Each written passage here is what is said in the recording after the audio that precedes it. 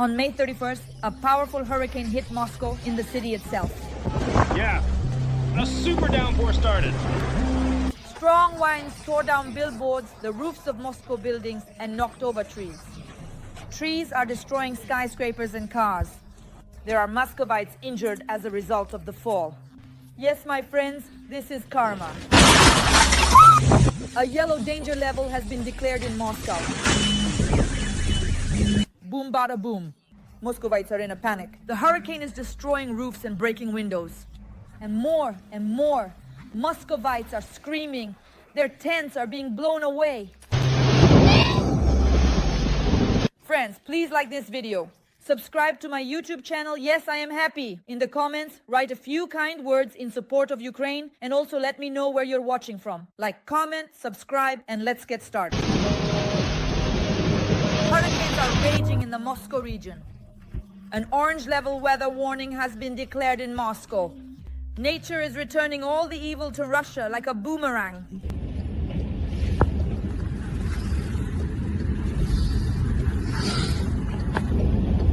A powerful hurricane swept through Russian cities over the weekend.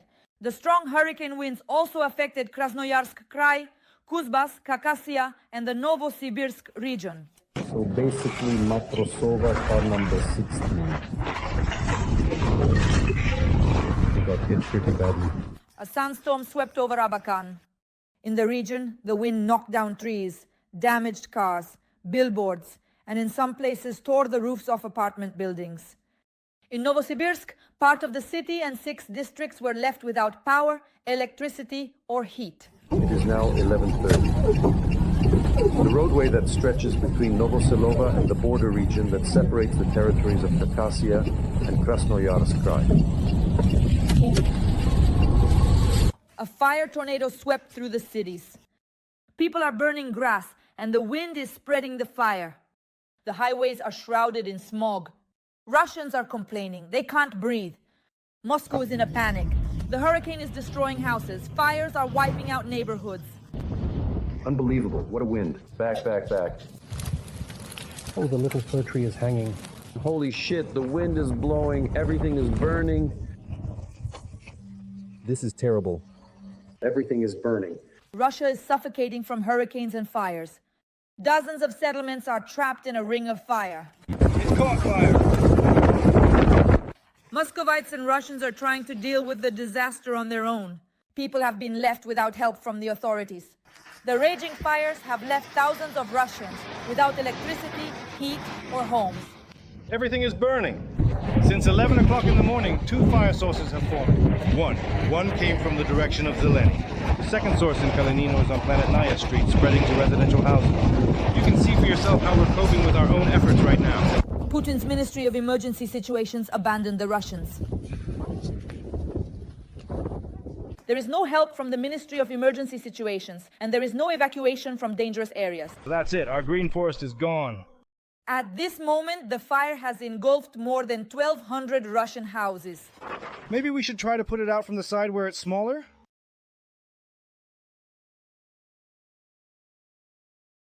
It's impossible to reach emergency services. The phone lines are overloaded. The hurricane force wind is tearing roofs off houses.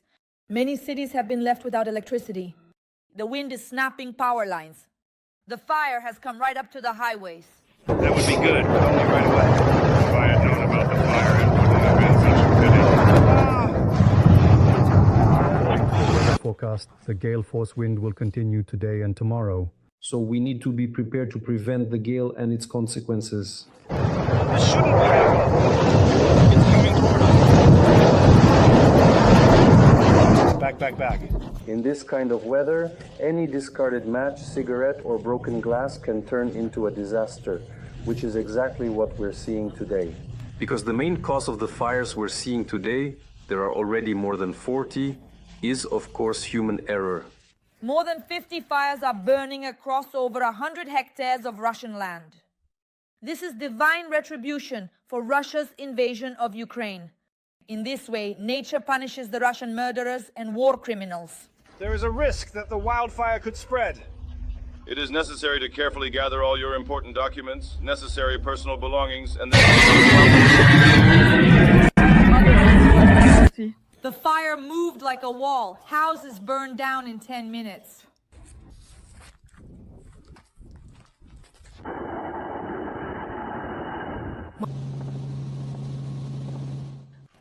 Looks like they're setting it on purpose. Look at what's happening. There's nothing left. It's pretty hot. But the flames are beautiful. It's absolutely impossible to get through these thickets. Phew. We've got cameras hanging by the dumpster and at the entrance. But no one showed up on our cameras because apparently they came from the forest and set fire to the last plot. That's it. Yes, it was definitely arson. What date was it? It was the night of May 9th to 10th at 1 in the morning. Yes, that's right. That's why we went over everything with the owners, and things like a fire from a barbecue or something like that are completely ruled out. Were the owners there? The owners were there. They were grilling kebabs until 6 in the evening. They closed everything up, doused everything with water, and only left at 10 o'clock. So you understand? 6? What time fire starts? And the fire started at 20 minutes to midnight. It's 20 to midnight? Yes, so... What did you do next? Well, what did we do? We put out the fire, and in the morning I contacted our firefighters, the ones who supervise us regarding what we should do. They said that maybe, if possible, investigators would come and take a look. But then we contacted the police, and now the police have also recorded this incident. So yesterday we organized a patrol together with neighboring cooperatives. These are Energetic, Nadezhda and Svetofor. Our people went out, about 30 people, 30 to 35. We always have water on our plots. All the plots are connected to water.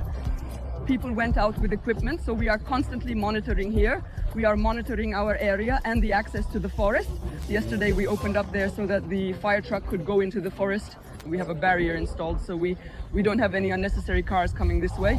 We know all our people, so we, from Sosnovi and up all the way to the top, of course, we monitored the road yesterday, making sure there were no unauthorized people. And we took care of all these issues. Women are also taking action with you. Yes, that's Tamara Mikhailovna from 58, supposedly knows everyone. Well, let's say, if everything had burned down there, a specialist would have come and said, well, they were drinking here, doing something, burned everything down, and so on. But it all turned out to be untouched. And the fire was set exactly where someone snuck in. From under the fence, that's the thing, you can see it was from under the fence, yes. Because you see nothing burned under the grill. These weren't drug addicts, these were skilled people. All right, so let's go discuss our firefighting efforts. Thank you for...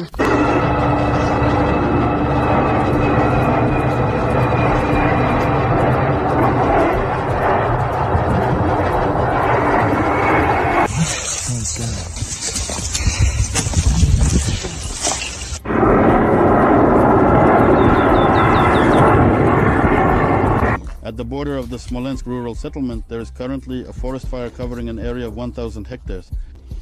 A group of 120 people and 37 pieces of equipment have been deployed. The State Fire Supervision is conducting an investigation into the fire. The cause of the fire and the exact damage are being determined. It's burning.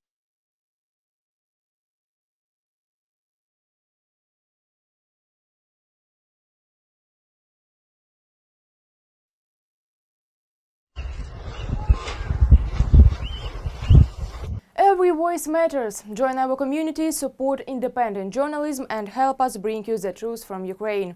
Become a member of Ukraine today. Join us now. Everything that can possibly burn is burning. You can't see anything.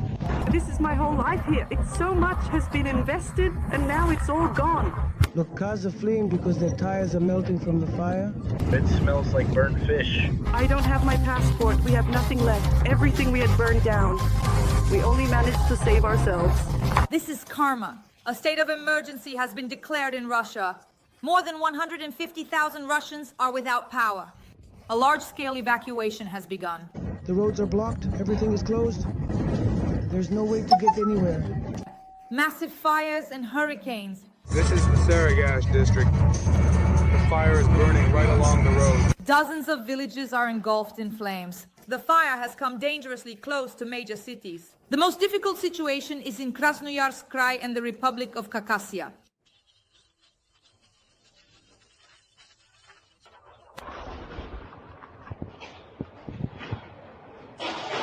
They're honking. We're running away because the flames are coming toward us. Oh Lord, Just like that. Here. The flames are right here, right next to us. It's sweeping away people, sweeping away houses. A hurricane-force wind has hit several regions of Russia at once, and powerful fires are destroying Siberia. This is my whole life. I've put so much into this place. Just without anything.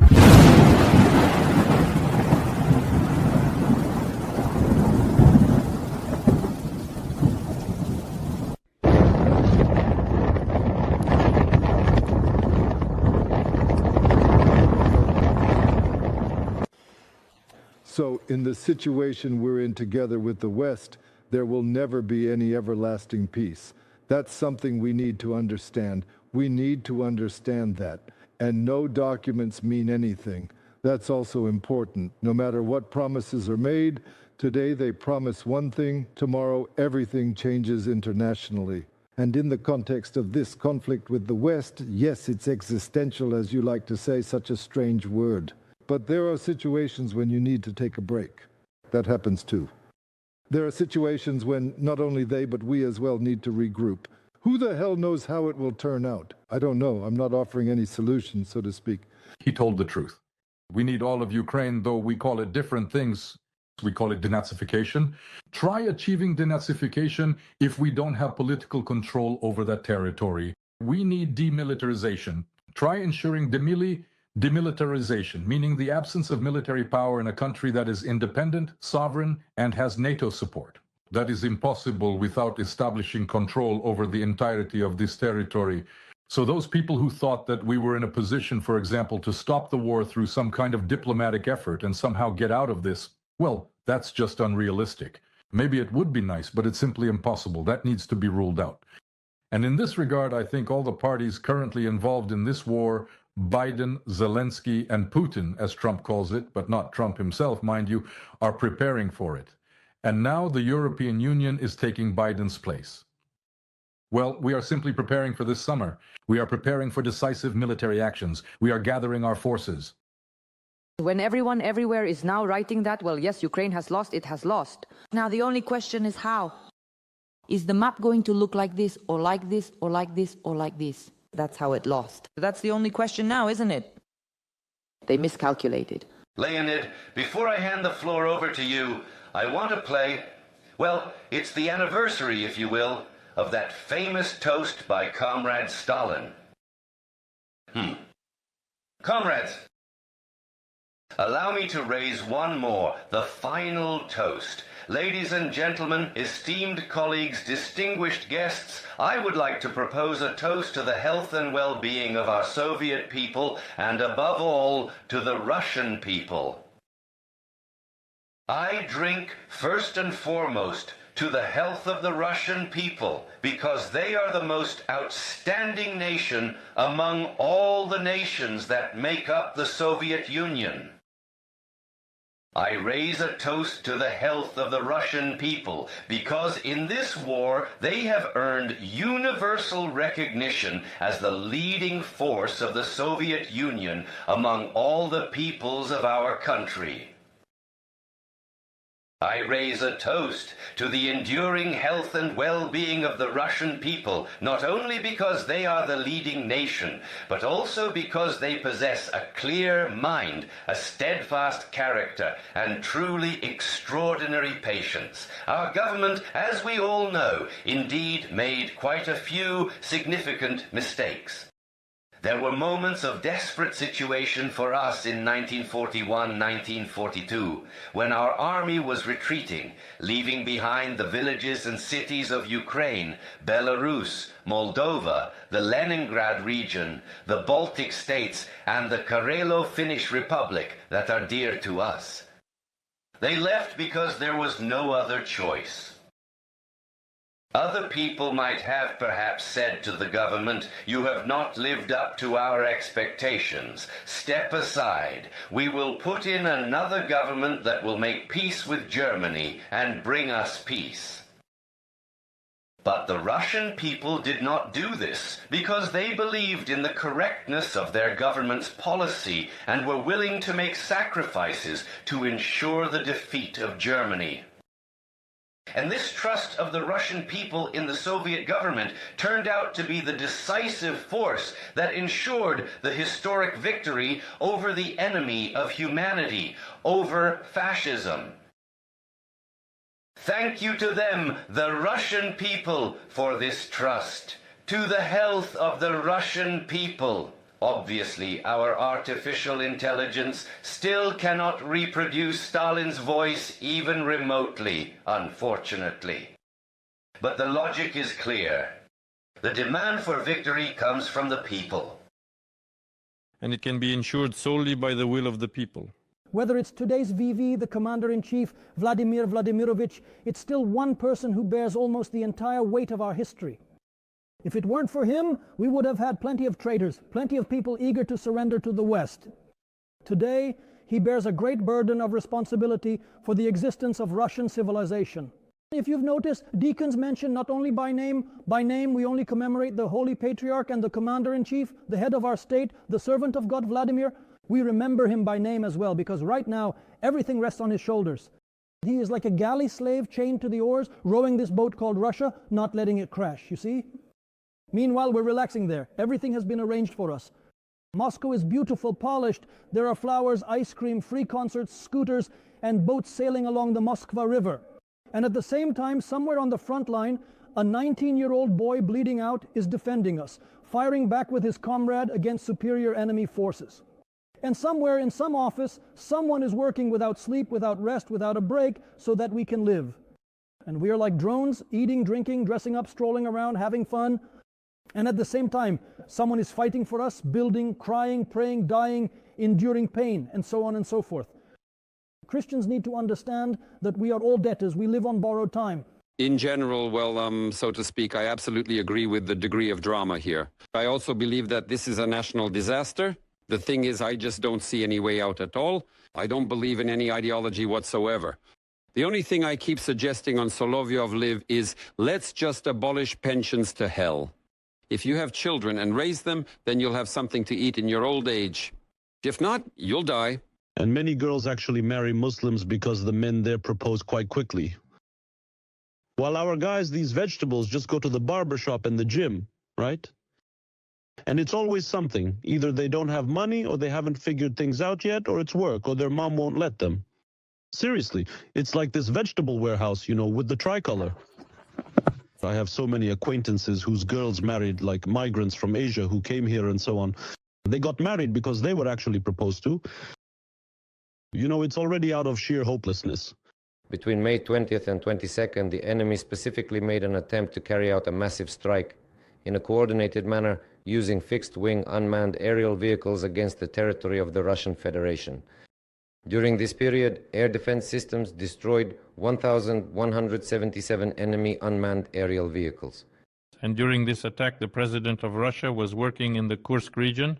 That's absolutely correct. During the time when the president was working in the Kursk region, the enemy launched an unprecedented attack using unmanned aerial vehicles. The air defense group in that area destroyed 46 fixed-wing unmanned aerial vehicles. I would like to point out that the intensity of the attack increased significantly while the Supreme Commander-in-Chief's aircraft was flying over the Kursk region. Therefore, we simultaneously engaged in an air defense battle and ensured the safety of the president's helicopter in the air. The mission was accomplished. The enemy's drone attack was repelled and all aerial targets were destroyed. So the president's helicopter was actually in the combat zone? Yes, that's exactly right. In fact, it was at the epicenter of repelling the enemy's massive drone strike. Russia continues to develop a draft memorandum regarding a future peace treaty, outlining a number of positions such as the principles of settlement, possible timelines for concluding a peace agreement, and the potential for a temporary ceasefire if, I emphasize, the relevant agreements are reached. As soon as the memorandum is prepared, and I want to note that Russian Foreign Minister Sergei Lavrov is literally commenting daily on the progress of its development, it will be sent to Kyiv.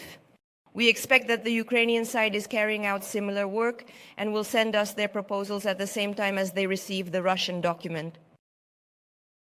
So against what backdrop, or rather in what context, is all of this taking place? We are carefully noting President Zelensky's recent and rather destructive statements. which, instead of seeing or listening to those individuals who are genuinely trying to focus on at least some constructive steps forward or any tangible results, begin to further escalate this already aggressive rhetoric and attempt to shift the blame onto Russia for, as he puts it, allegedly prolonging the ongoing conflict. Again, addressing the commanders of units who are sending MBS fighters into assaults, but these fighters are not combat ready. First of all, they won't accomplish the mission because this fighter is not combat capable. Even if he dies himself, well, I don't mean to say anything against him personally. No, it's just that he will let down the entire unit. He needs to be, part of a unified unit, a strong unit. But if he's there, one leg on a crutch, the other with a rifle, he's just trying to survive, right? He doesn't think about solving the problem. He's more focused on how to save himself, and as a result, he won't complete the mission and will let the whole unit down. That's why I'll say it again. That's not how you accomplish a mission. That's not how you win a war. Yeah. It's like in the army. Those who know how to fight should be the ones fighting. Then listen, if we announce mobilization right now, do you honestly think that we will actually get the required number of, truly combat-ready people? The kind we really need?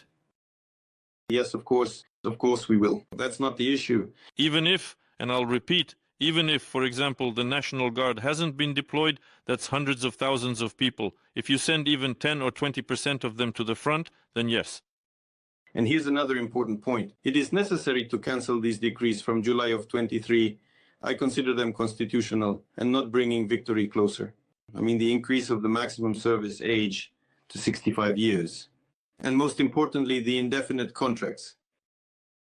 Even if we make these contracts short-term now, perhaps mobilization won't even be necessary at all.